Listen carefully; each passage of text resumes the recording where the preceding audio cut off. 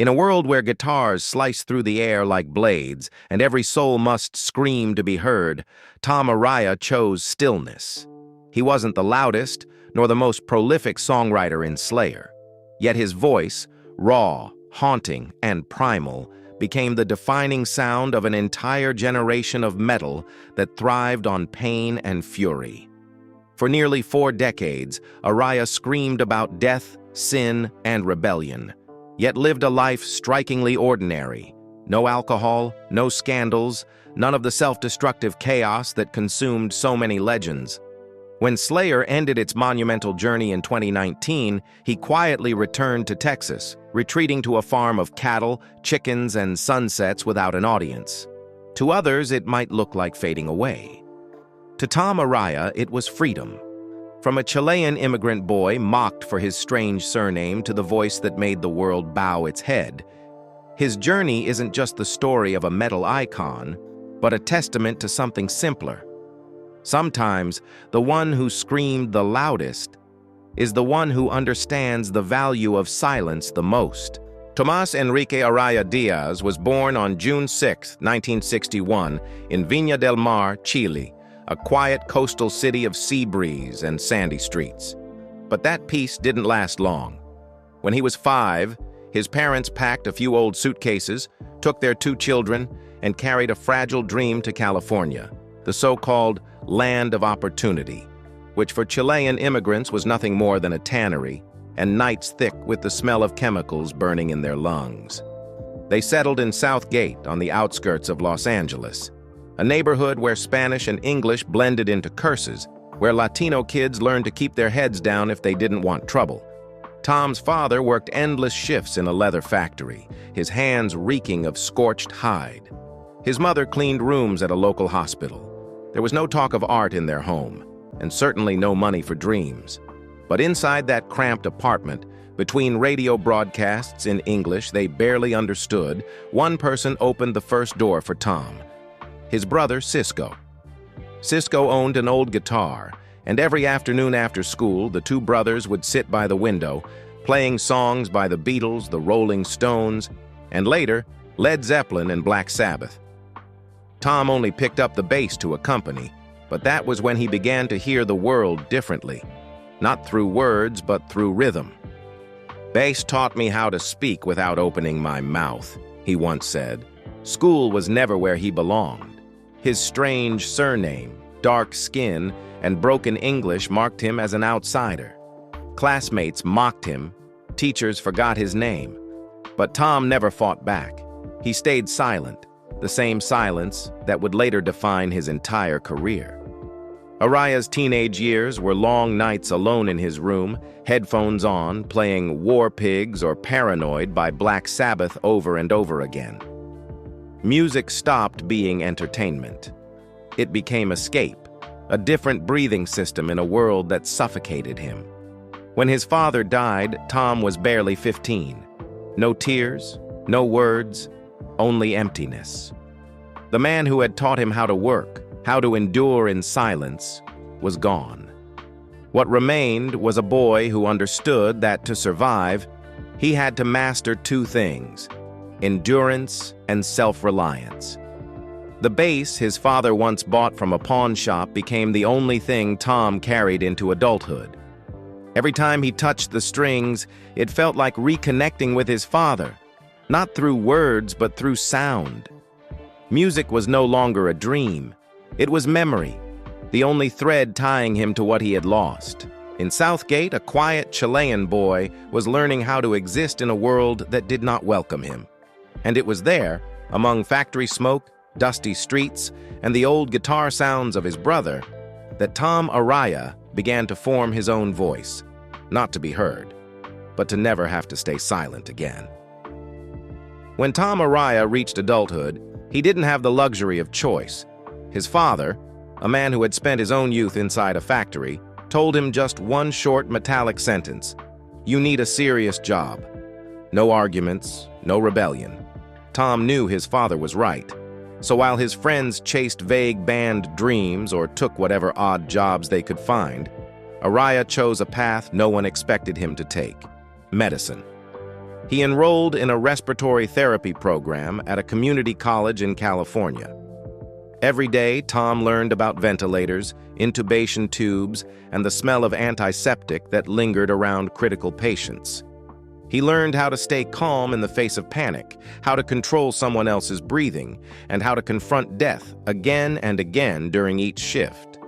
By day, Araya worked at Brand Medical Center, adjusting oxygen levels, suctioning patients, and monitoring vital signs. By night, he shed the white coat and headed to the grimy garages of South Gate, where sweaty young men plugged in guitars, blew out cheap amps, and played as if the rest of the world didn't exist. These two parallel worlds, the sterile precision of medicine and the chaos of underground metal, shaped him into exactly the kind of person Slayer would one day need: calm amid chaos, disciplined amid madness, and unwavering to the core. Unlike many other musicians, Araya didn't chase blind rebellion. He wasn't trying to escape. He was building something piece by piece. His hospital job gave him discipline, a sense of control in life and death situations. Music, on the other hand, gave him something medicine never could: emotion. From the disinfectant-scented hospital rooms to the damp garages of Southgate, Tom Araya began to live two parallel lives, by day saving those on the edge of death, and by night screaming about it. In the early 1980s, the outskirts of Los Angeles became the breeding ground for heavy metal dreams. Long-haired kids gathered in garages, creating music faster, louder, and harsher than anything heard on the radio. Araya, then in his early 20s, was still a steady respiratory therapist. But each night he jammed with friends, playing songs by Black Sabbath, Judas Priest, and Iron Maiden. There was no ambition for fame, only a vague impulse to make a sound that could make people shiver. Then one day in 1981, a young guitarist named Kerry King called. "We're starting a new band. You play bass, right?" Without much thought, Araya said yes. That simple yes, seemingly harmless, opened the door to a destiny that would last nearly 4 decades.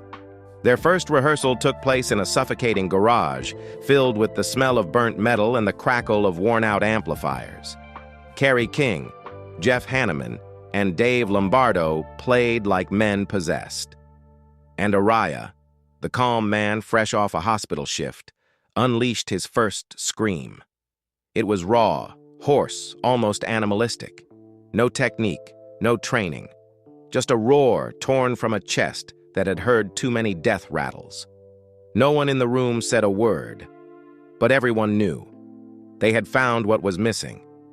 Slayer was born in that moment, without contracts, sponsors, or dreams of fame.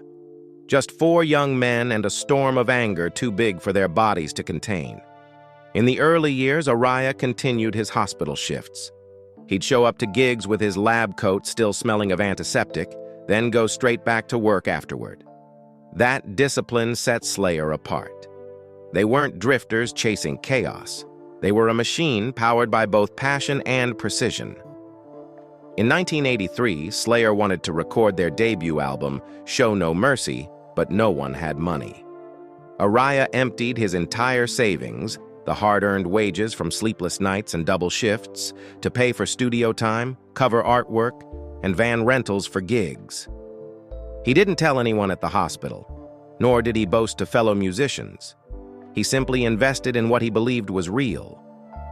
Show No Mercy hit like a punch to the face of the entire music industry. Raw sound, snarling riffs, machine gun speed, and Araya's voice tearing itself open line by line.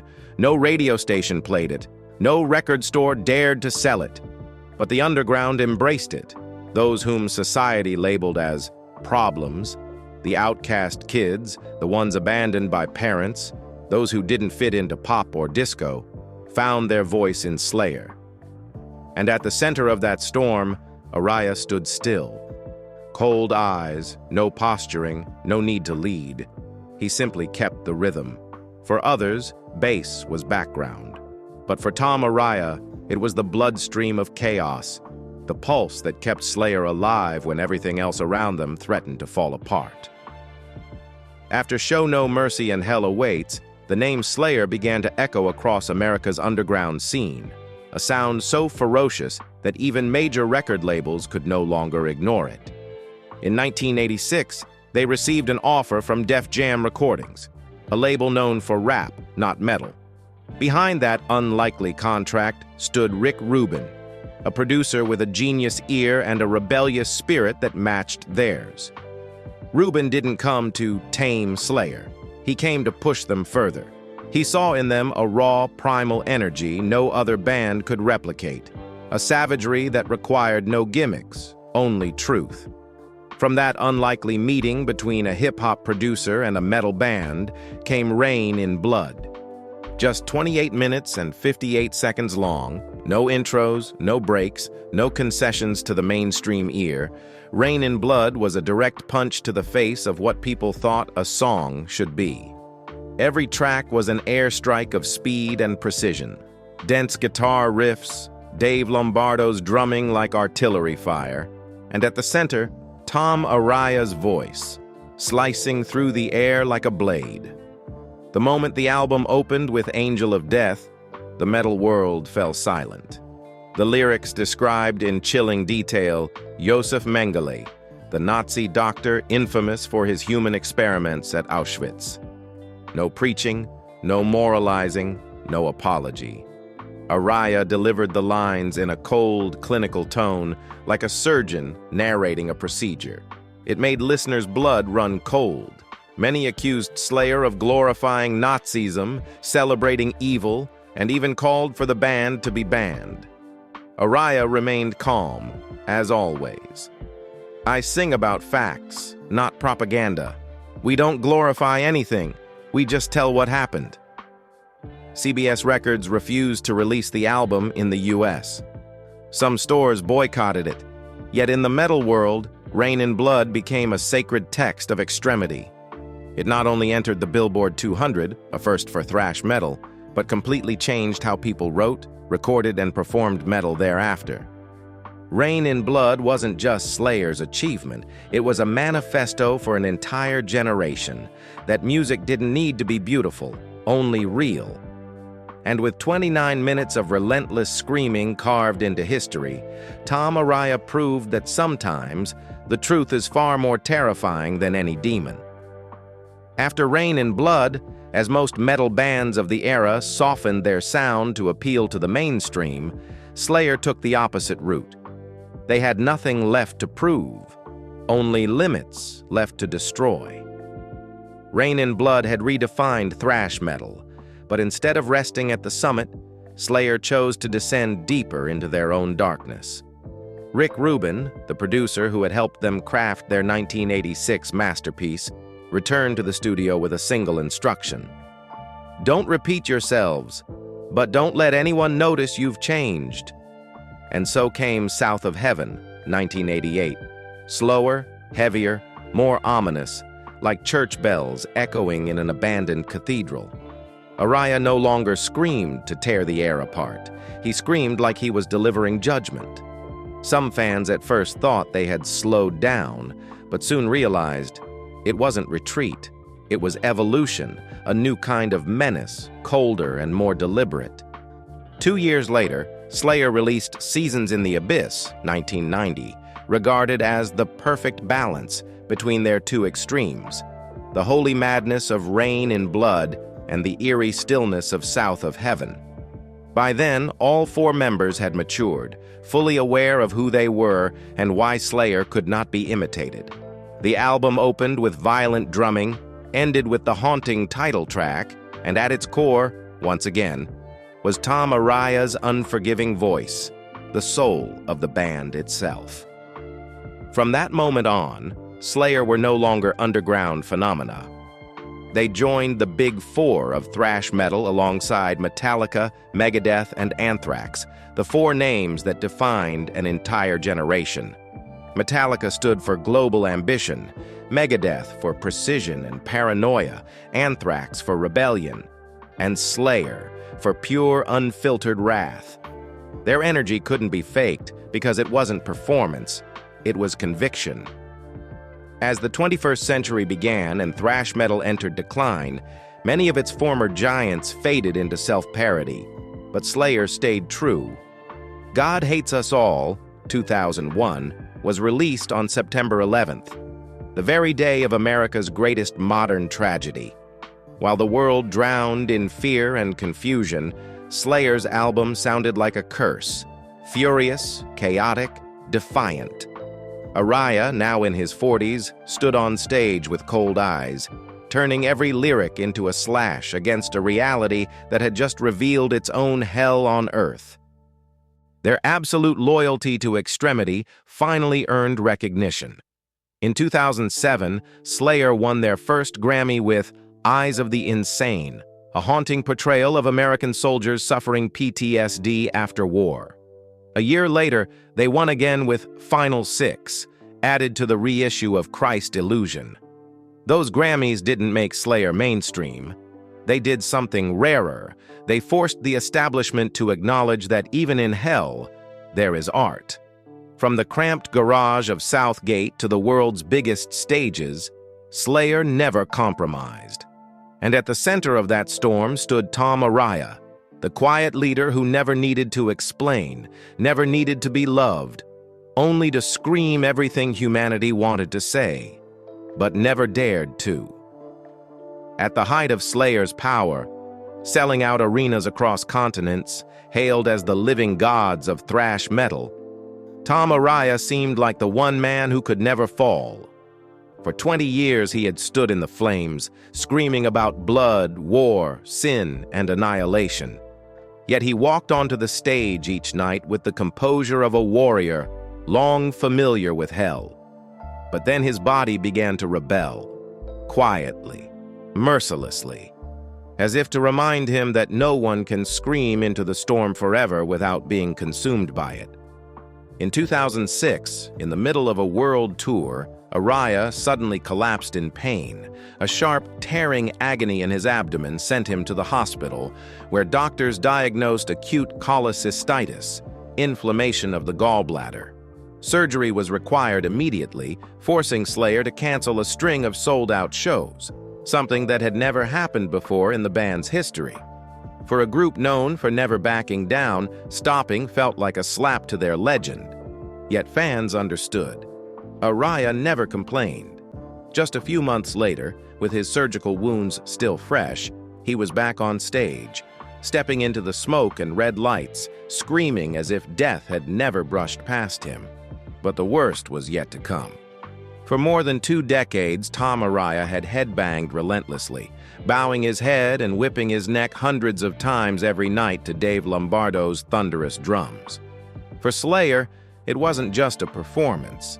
It was ritual, blood in the veins of their extreme music. But every one of those headbangs had been slowly destroying his spine. By late 2009, Araya began feeling numbness in his arm, stabbing pain in his neck, and a gradual loss of strength in his left shoulder. Doctors discovered severe cervical disc herniation pressing on the nerves, and warned that without surgery, he risked paralysis. In January 2010, Tom Araya underwent spinal fusion surgery, a high-risk procedure in which the damaged discs were replaced with artificial ones and reinforced with metal plates. When he woke up, the first thing he heard wasn't reassurance, but a cold warning. If you headbang like before, next time, you may not get back up. For most, that would have been the end. But Araya had never lived in fear. After months of recovery, he tried to strap on his bass again, only to realize the instrument's weight pulled directly on his healing neck, sending shocks of pain through his spine. Giving up wasn't an option. That was when his brother Cisco, the same brother who had taught him music as a child, came up with a solution: a custom bass support harness that shifted all the instrument's weight from the neck to the hips and shoulders, allowing Tom to play without re-injury. And so, Tom Araya returned. He came back to the stage transformed, no longer headbanging, no longer moving wildly. He stood still, eyes cold as ice amid the roaring crowd. Yet when his scream tore through the air, the arena still shook. Perhaps because in that stillness, people could feel the gravity of a soul that had endured both physical and spiritual pain. It was during this period that Slayer entered the final chapter of their legend, when their inner wounds began to surface, both in their music and within themselves. As Slayer reached the peak of fame, their image became a target. Since the 1980s, they had built an aesthetic of satanic symbols, blood, inverted crosses, and lyrics that read like invocations of darkness. But behind those shocking visuals wasn't an invitation to worship evil. It was a mirror held up to humanity's fears and obsessions. Tom Araya made that clear. When religious groups and conservative organizations staged protests, burned album covers, and banned Slayer shows across the US, he quietly replied, "We don't promote evil. We sing about it." There's a big difference between glorifying and describing. For Araya, those gruesome images were never about devotion, but confrontation. A way to face the darkness within ourselves, the part that religion tries to hide. The irony was cruel. That honesty made him a magnet for moral outrage. Throughout the 1980s and 1990s, Slayer was virtually banned from television, their albums slapped with explicit content warnings, and their concerts canceled by city councils at the last minute. Yet instead of fading, their legend only grew, because you can't censor fear. But the internet age brought a different kind of backlash, sharper, faster, and far less forgiving. In 2016, Araya posted an image on Instagram, a photoshopped picture of Slayer members wearing MAGA hats under the caption, "Slayer loves Trump." He added just 2 words, "Just a joke." But social media had no room for that kind of humor. Outrage erupted instantly. Fans split, media labeled the band pro-Trump, and even his bandmates, especially Kerry King, expressed annoyance. Days later, Araya deleted his account, then reopened it with an explanation. "I just wanted to see if anyone still knew how to laugh." Still, the crack had been exposed. Slayer was no longer the unified force it once was. Tensions within the band had been simmering for years. In 2011, drummer Dave Lombardo, a founding member alongside Araya and King, left after publicly accusing their management of financial exploitation. He claimed the band's income was mishandled and that members weren't being paid fairly. Kerry King fired back, saying Lombardo put money above music. Araya, as always, stayed silent, the reluctant mediator between clashing egos and burned bridges. Then tragedy struck in 2013. Jeff Hanneman, Slayer's founding guitarist and creative soul, died from liver failure, caused by years of heavy drinking and complications from a spider bite infection. His death wasn't just a musical loss, it was a wound that would never heal. Tom Araya, his closest friend, seemed to collapse inward. He spoke less, his on-stage rage replaced by quiet solemnity. During tribute shows, he could barely speak, bowing his head in silence as the haunting intro of South of Heaven played. After Jeff's death, only 2 pillars remained, Araya and Kerry King. But the 2 men stood on opposite ends of Slayer's future. King wanted to keep going, to stay loud, fast, and untouchable. Araya wanted to stop, to rest, to be with his family, to finally be at peace. That difference stretched their bond thin, almost to breaking. In late interviews, Araya talked about a worthy place to stop, while King told Metal Hammer, "If someone wants to quit, that's their choice. I don't." In the years that followed, Slayer continued touring, still setting stages ablaze. But everyone could feel it. The fire had changed color. It was no longer the reckless fury of youth, but the last light before the dark. And between those 2 extremes, Kerry King still burning, Tom Araya now still and reflective, Slayer marched toward their end in a silence heavier than any riff they had ever played. In the thrash metal world of the 1980s, 4 names were inseparable: Metallica, Megadeth, Anthrax, and Slayer. They were called the Big Four, the pillars of an era, both allies and rivals. Together, they laid the foundation for the most extreme branch of metal, sharing stages, fan bases, and the same hunger to push beyond every limit. Though competition was fierce, there existed a silent camaraderie, an unspoken understanding that if one fell, the entire movement would tremble. Within that picture, Tom Araya was an exception. Unlike Kerry King, always ready to strike, or Dave Mustaine, fueled by pride and ego, Araya chose to stay still and observe. He respected everyone, kept a careful distance, and never let his ego poison what mattered. But in late 1986, he witnessed the moment that shattered whatever brotherhood thrash metal had. A studio explosion that tore Slayer and Megadeth apart for decades. At the time, both bands were at their peak. Slayer had just released Rain in Blood, hailed as a masterpiece, while Megadeth's Peace Sells, but Who's Buying, was earning them critical acclaim. Both were under labels connected through Def Jam and Combat Records, and their managers had devised an ambitious plan, a split EP and joint Slayer-Megadeth tour, potentially the biggest thrash event in history. A studio in Los Angeles was booked, a preliminary contract drafted, and Slayer arrived on time. Tom Araya, Kerry King, Jeff Hanneman, and Dave Lombardo. David Ellefson of Megadeth showed up early, polite, slightly anxious. Only one person was missing, Dave Mustaine. An hour passed, then 2. By the time the clock struck 4 in the afternoon, the door burst open. Mustaine staggered in, drunk, eyes bloodshot, reeking of whiskey.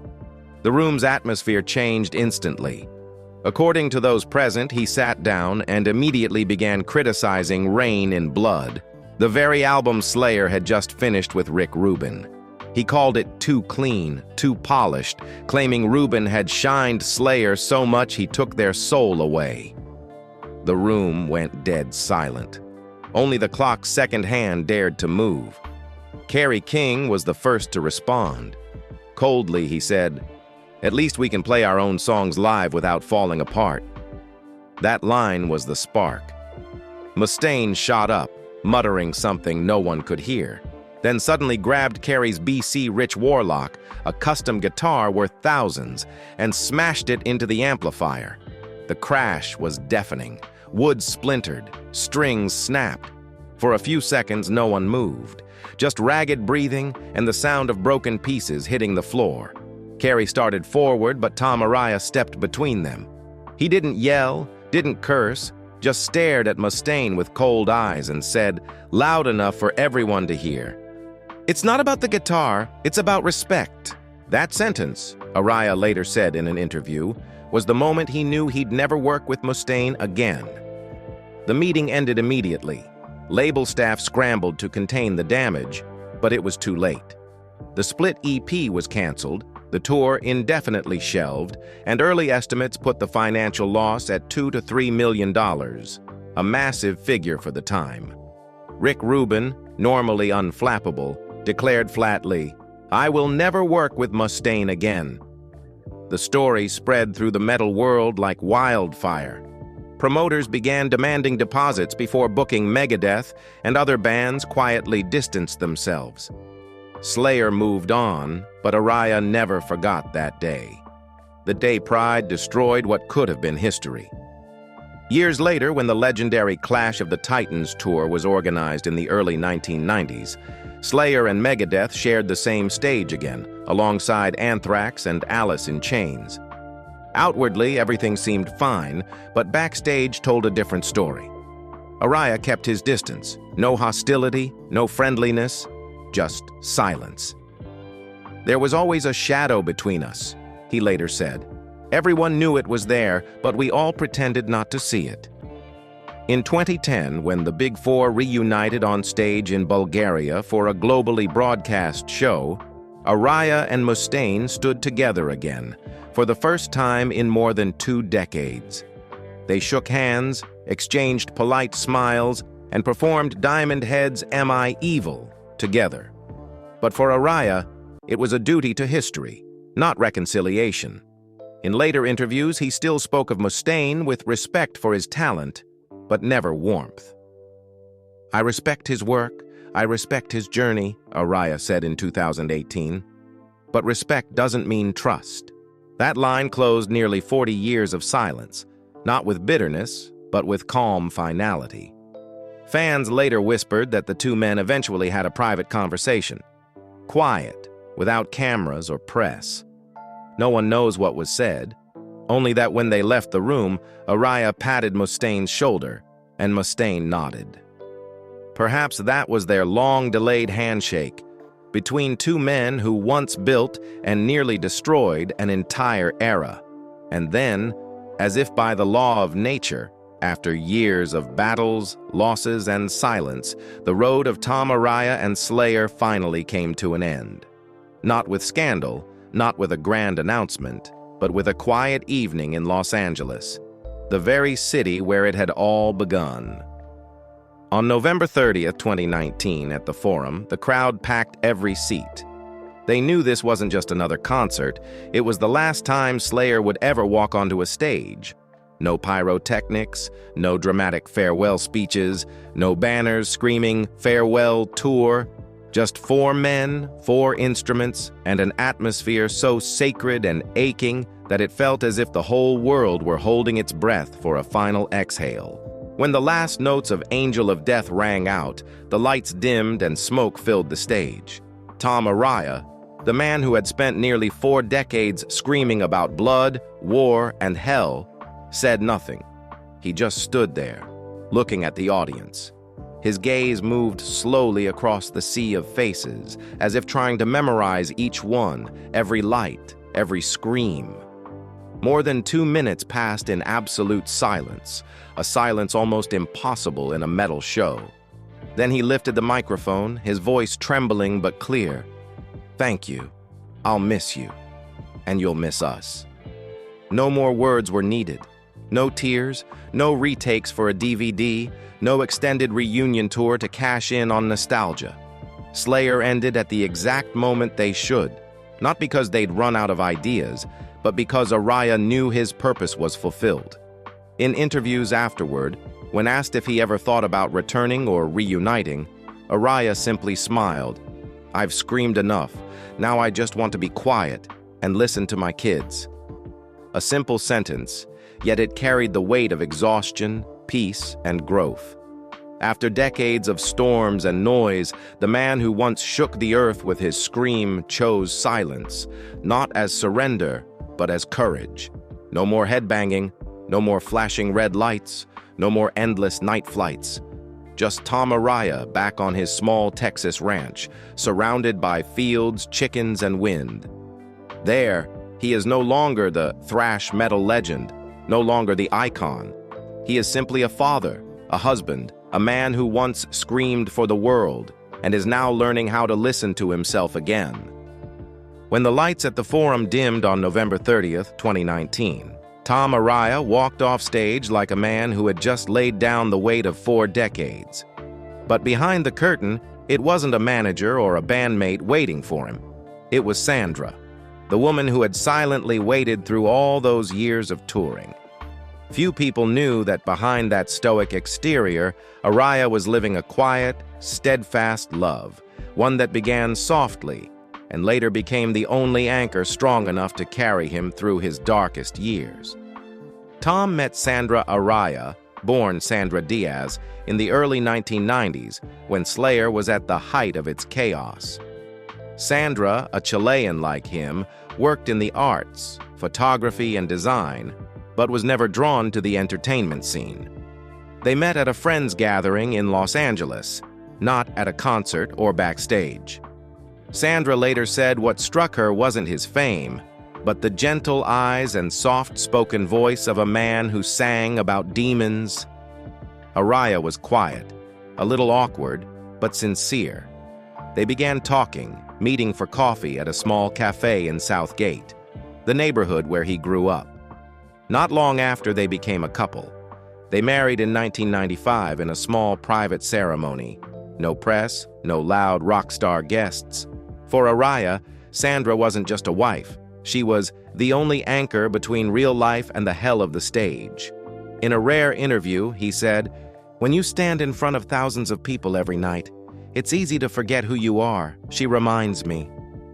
Sandra quickly became his foundation as Slayer continued its endless touring schedule. She traveled with him in the early years, handling logistics and keeping things organized. After their first child, Ariel Asa Araya, was born, Sandra stayed home, managing their ranch, the household, and raising their children. In 1999, they welcomed their son, Tomas Enrique Araya Jr., named after his father, a symbol of Tom's pride in his family and Chilean roots. But their marriage was far from easy. For 2 decades, Araya was rarely home. Months-long tours left Sandra to raise the children alone, run the house, and deal with everything that came her way. In a 2015 interview, she recalled, "Sometimes I had to put the kids to sleep by playing his concert videos. My son would say, 'Look, Dad's screaming,' and then drift off to sleep." Behind the image of a devoted husband, Araya quietly endured emotional breakdowns. He admitted that during some periods, after long tours, he felt mentally exhausted, withdrawn, and emotionally numb.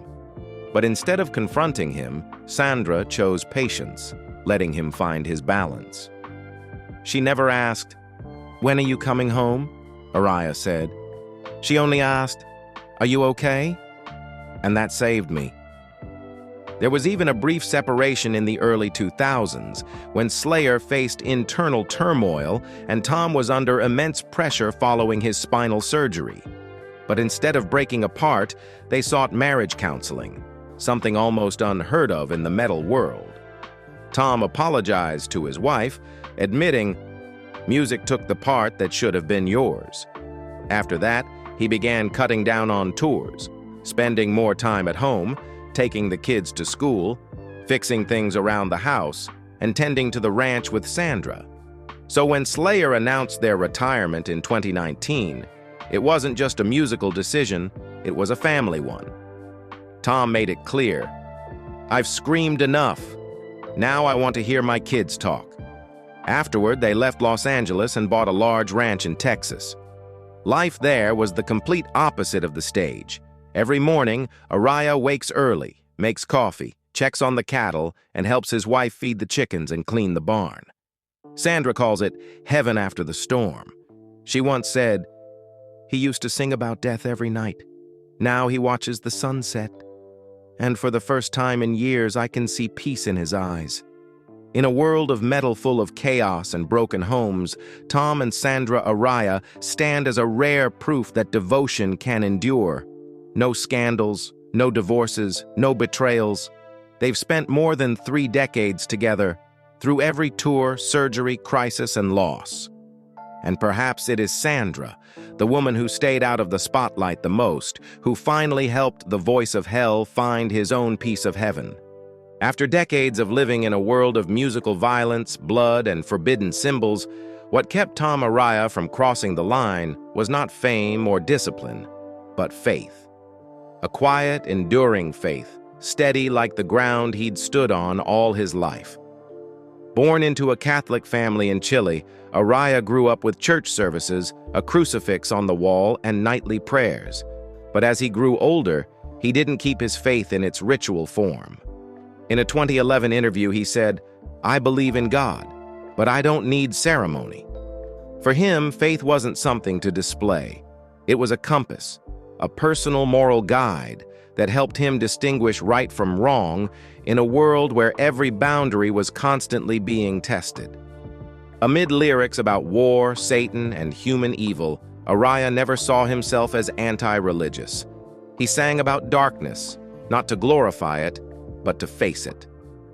"We don't promote," he once said of Angel of Death. "We describe." To Araya, that wasn't contradiction, but balance. Believing in God, yet still daring to look straight into hell to understand where humanity comes from. In his 50s, while Slayer was still active, Araya began reading more, philosophy, criminology, theology. He said he found in them the same energy music once gave him. Both philosophy and metal ask the same question. What are we, and what makes us cruel? In his small library in Texas, beside old Slayer photos, sit books by Nietzsche, Dostoevsky, and Carl Jung. Writers, he says, helped him understand the truth behind every scream. Once, when asked if there was anything left that frightened him, Araya paused for a long time before replying, "I've sung about evil my whole life, and realized the scariest thing is when you stop believing in good." It may be the most accurate summary of Tom Araya, a man who has stared into the abyss and still kept the light in his eyes. Today, Tom Araya has vanished. Not just from the stage, but from the entire world he once ruled for 4 decades. No retirement announcement, no farewell interview, no meet and greet appearances, no festival cameos, just a complete, deliberate disappearance, as if he had never existed in that loud universe. Since 2020, Araya has lived permanently on a large ranch in Texas. Red soil, strong winds, no audience. His days now begin with the simplest of routines: feeding the cattle, collecting eggs, fixing fences, reading theology and philosophy. Sandra, the wife who stood beside him through all those long tours, is now his companion in those quiet mornings.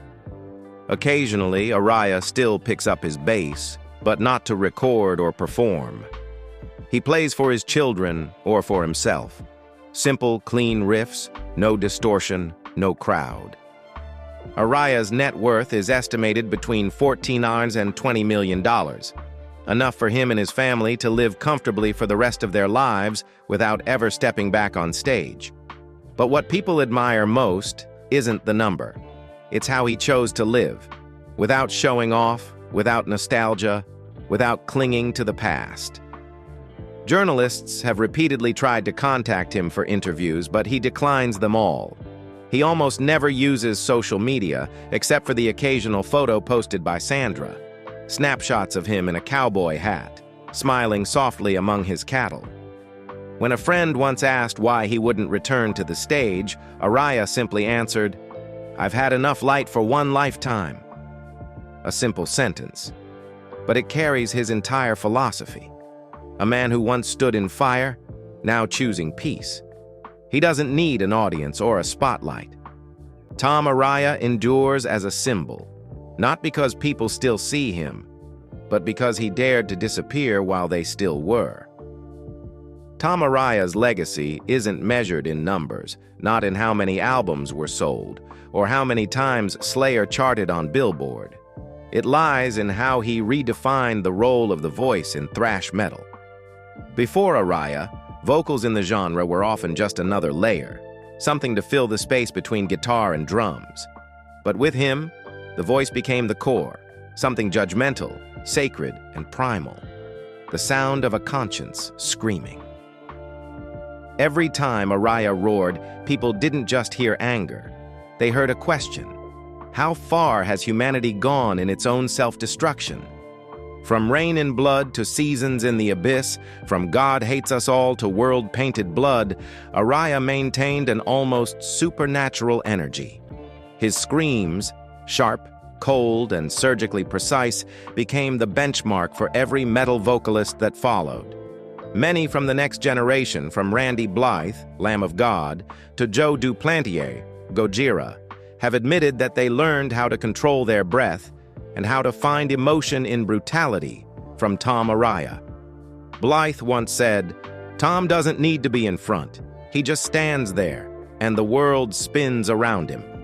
Slayer, alongside Metallica, Megadeth, and Anthrax, were hailed as the Big Four of thrash metal.